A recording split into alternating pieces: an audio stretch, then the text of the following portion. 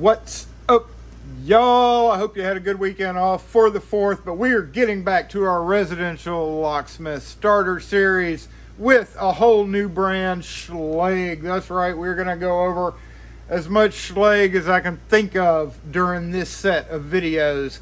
And with Schlage, we have the ever popular F Series. It is still in production today. It has gone through quite a few changes since the olden days. Now, I will mention first off, there are some people that are saying, wait, if you're going in chronological order here, you got to talk about the wafer. The wafer locks were typically cylindrical for one thing, which we will be covering in the next Schlage video.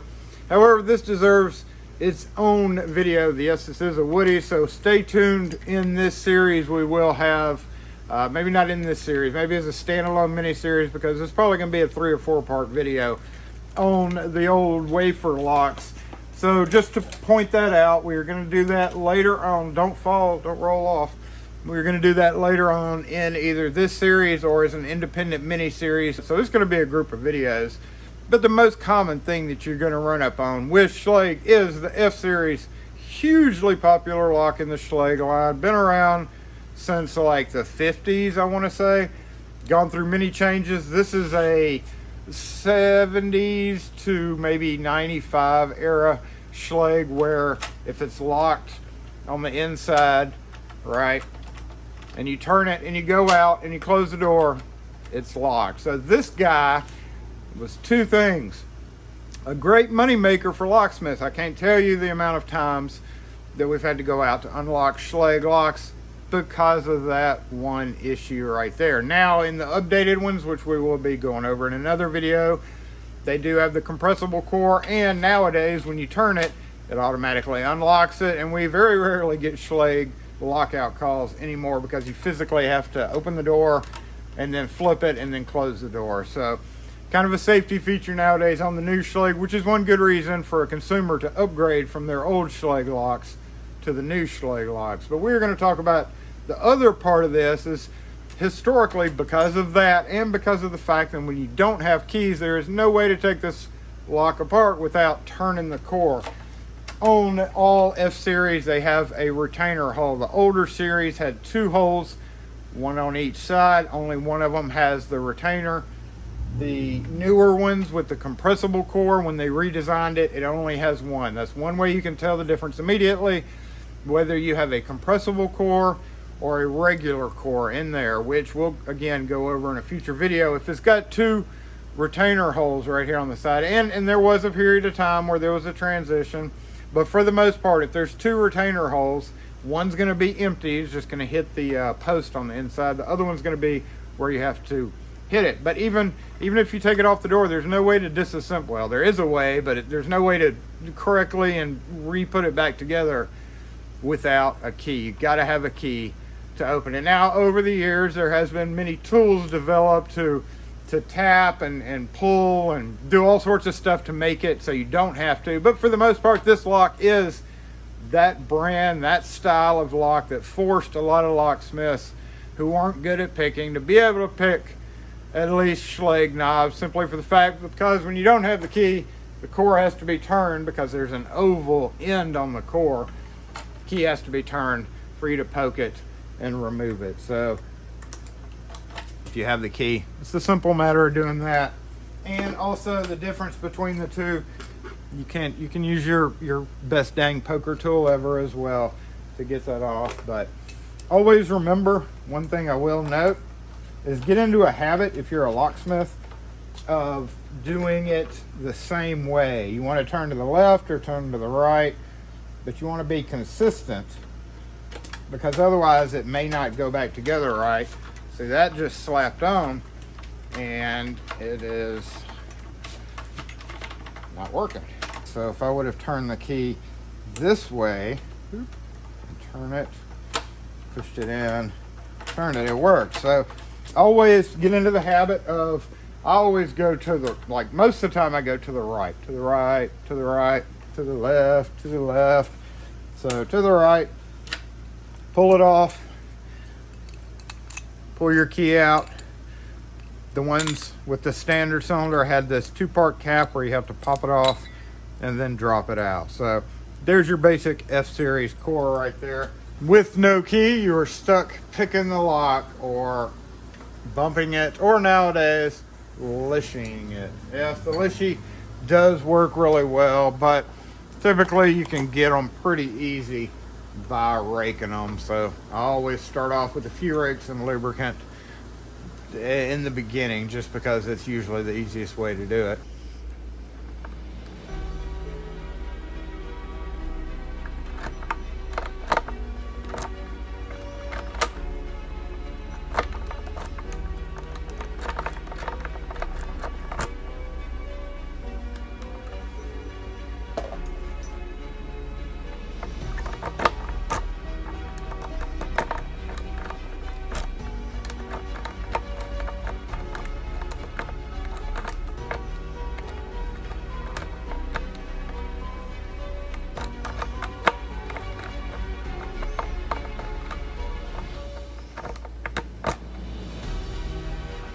Okay, here's where you remember the fact that even if you pick it to the locked position, you can still come in with a bent hook and press your retainer even in the locked position. It doesn't matter whether it's locked or unlocked.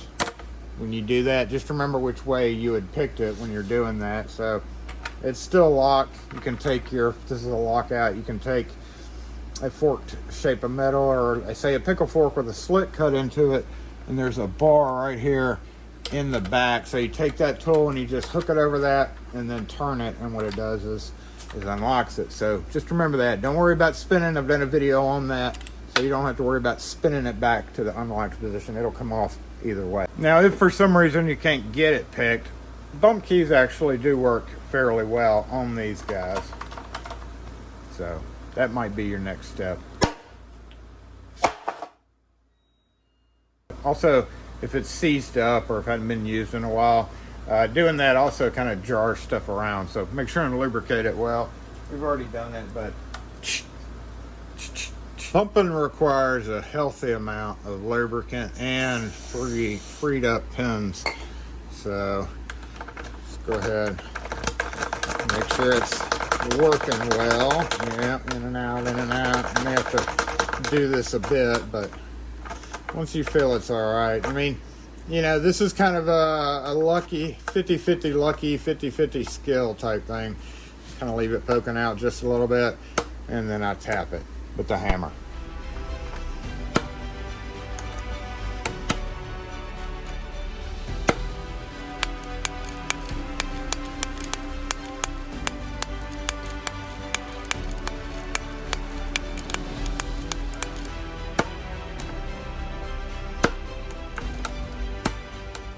I will not spend a whole lot of time trying to bump it, and as you can see, it didn't work there. So if it doesn't work within the first few, I usually give up. However, nowadays we do have the Lishy. The SC1 Lishy is actually one that I feel like you should have, because it actually does great work on deadbolts.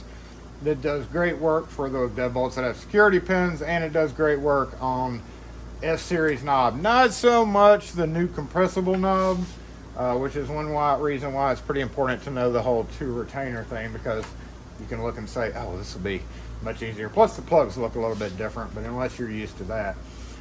So what am I doing wrong here? All right, let's get to lishing.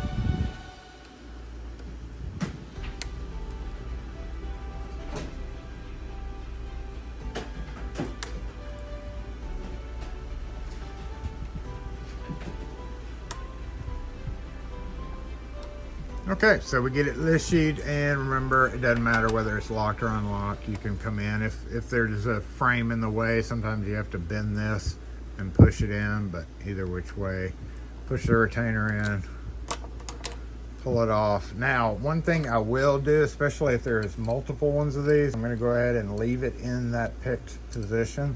I'm gonna take it off, and then I'm gonna read the cuts, because if you have another doorknob, it's much easier to litiate when you know what the cuts of it were. So if I have that, if it's just the one doorknob, it's no big deal, but you know.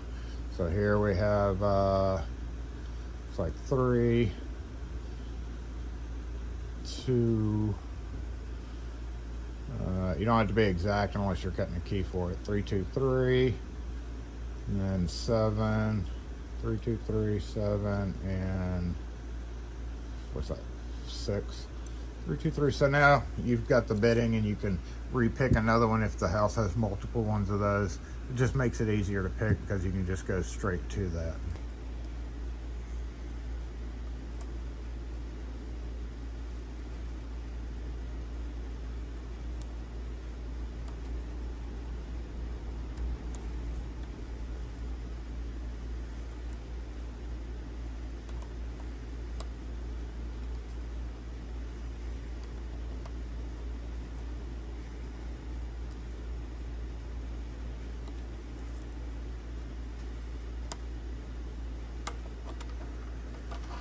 Just like that. Much easier when you know the bitting. And that, my friends, is how you use one of these hair lishies. I will mention this guy. While this is a tubular style, old tubular style Schlage, it still had an A series outside. So we're going to talk about this in the A series video that we have coming up shortly. Long latch. Now we have this to the picked state, so we got to get that clip off. Whichever direction, like you can use, you know, somebody mentioned the danger tool. I'm not even going to touch the danger tool, but getting these off, you know, some of those things work, but I've never really had a problem doing this. So we've got it that way. We want it turned to that stop position. I'm going to put my thumb right there, and then just push. So basically, my thumb's holding it in far enough for me to get the screwdriver around, and then pull it the rest of the way off. All right, so the important thing about this is having the right plug follower. For this, I typically use my handmade one, or you can even use a solid one. You want it set to that 90 degrees so that this oval will let you do that. So if it's off center at all, go back in there.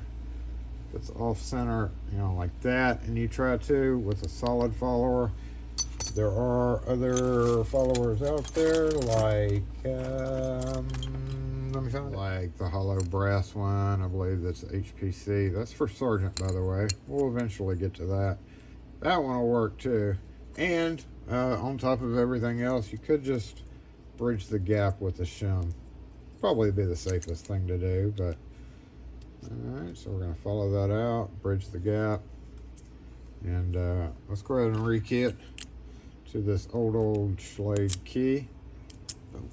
All right, we have 85864. As we look at the Schlage chart, we'll see it goes 0 to 9, 9 being the deepest at a 300 pin. All the pins shown here are green, but frequently on some Schlage keyways, it's best to go all silver on a 003 kit. So instead of 195, sometimes 192 will be a better choice. In that case, they would all be silver. However, green is what you see there. Also, we see a new thing. The Kwikset all had the same size top pin. Schlage actually likes a balance, called a balance pin stack, where if you have a long pin, a long bottom pin, you have a shorter top pin. That way all the pins and springs are kind of at an equal height. That really doesn't come into play a whole lot until you start master keying, in which we will cover that when we start master keying. However, sometimes, because they all came from the factory with one size, they don't come from the factory like this. They all come from the factory one size. And if you're master keying, you do need to adapt for situations where you have like a longer pin. Typically, it's a longer pin and it'll cause the key to be hard to go in and out. So you would need a shorter top pin. However, in your daily Schlage rekey, that's not really all that necessary. When I replace top pins, like if I have to replace springs and top pins, I'll use the long standard lab gold springs, and I won't even use these. I'll usually like 180 to 185, 190, something like that. 85, what was this? 85864, which would be 285. So we're gonna zoom out, and what did I say? 285. Just like that. 285 again on the third position. 5 is 240. All right, 6 and 4. 6 being 255. 4 being 225. We have nice even plug there. All right, we're gonna go ahead and turn this way. Now I'm gonna take this shim out now, because just to show you that you don't really need it. You don't need it. As long as you have it turned to that 90-degree position, you're okay. On levers, when we get into levers, it's actually the other way, so just beware of that. Remember, put your finger up against it when you're pulling it out, because we have not put the clip back on. Some people like putting the clip on as soon as you get done with it. I don't. I just set it down in a certain way. All right, put this back in. See how I hold my finger in? I'm holding my finger in and then pushing back here. See, that's how you do that. Easilier. If you look around the inside, see a notch. The notch goes where the notch is. Just like that. And make sure the holes on each side line up. And I usually keep the key in it, so it doesn't, go somewhere crazy. We're going to put the F Series knob on. I can't remember. I think it was to the left, but again, it just won't catch and do right if it's on the wrong side. So we're going to check it, both keys or all the keys. If you did want to take it off and work on it in the truck, if you didn't have a key, you could always just unscrew from the inside. On the regular F Series, the screws are at 12 o'clock and 6 o'clock position. Pushing it from the inside or outside.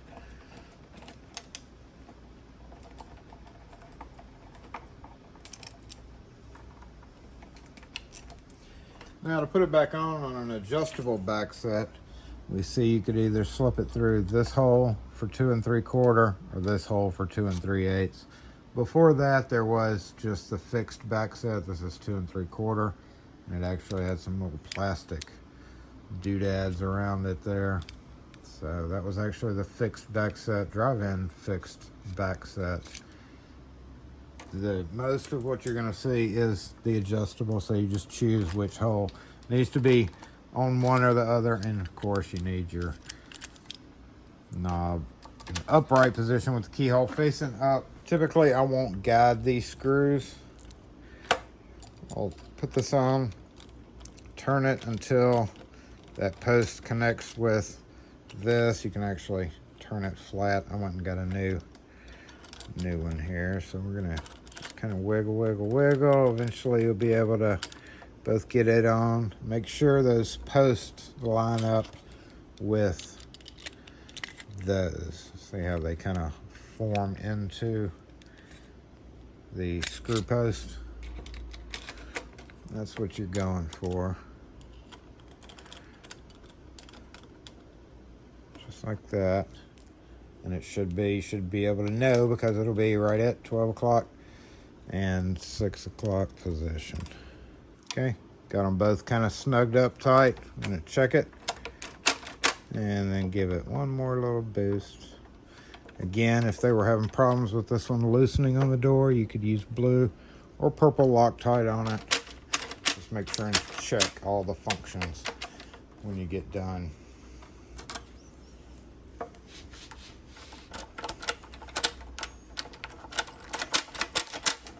The next video coming out will be on the B160 and earlier deadbolts, and then on the A series and A series and maybe the other styles of deadbolts, the 360 and then the current version, the B60. Anyway, stay tuned, hit that like and subscribe button.